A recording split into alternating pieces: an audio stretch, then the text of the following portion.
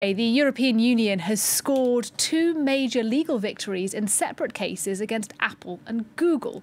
Concluding a long-running legal battle, the European Court of Justice ruled that Apple must pay 13 billion euros, in back taxes to Ireland. Minutes later, the court also upheld a 2.4 billion euro fine against Google.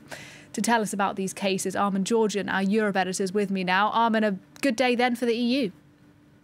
Well, it's certainly a vindication of what the European Commission has been saying for years, which is that multinationals are abusing their market position or doing tax dumping. So these are two separate issues. If we look at the two companies concerned, in the case of Apple, there was already a European Commission decision in 2016 which said that the deal between Apple and the Irish government to put Apple's profits into this low-tax economy in Ireland, that broke European rules. So that was a final sort of vindication today from the European Court of Justice of the European Commission's position on this. And when it comes to Google, there was already a fine several years ago issued against Google for that company favouring its own price comparison service. And again, today, the European Court of Justice upheld that notion.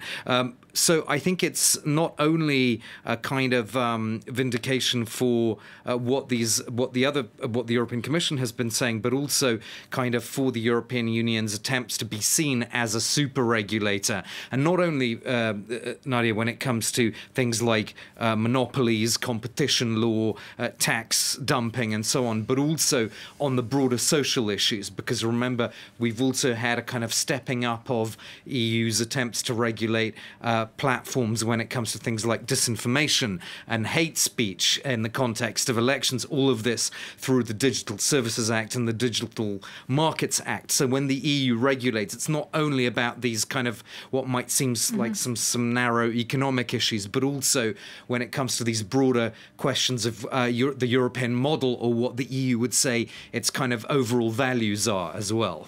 Well, you say it's not just an economic issue, and you also want to talk about the American election in the context of this news today. How does this tech saga sort of play into potentially the presidential race? Well, there's a parallel between, what's happening here and in the United States, because recently there was a US ruling on Google's market dominance. So that signaled a slightly close sort of coming together, in a sense, of the European and American approaches. Of course, they have different kind of philosophies when it comes to market dominance. But remember also President Biden's executive order in 2021, which talked in very stark terms about wanting a competitive marketplace that has the welfare of workers, farmers, small businesses, startups, and consumers at its heart. And this very much echoes what the EU has been saying for a long time about that the welfare of consumers should be at the heart of this kind of regulation. So I think there has been a certain rapprochement between the US and the European positions under this Biden presidency. With Donald Trump, it's a slightly different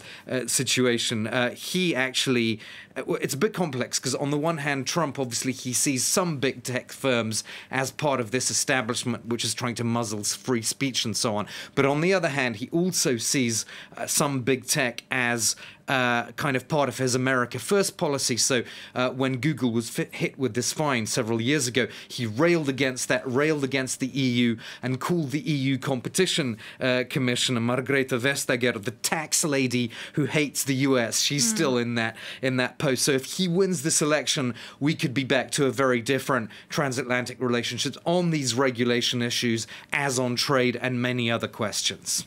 Armen Georgian, thank you very much.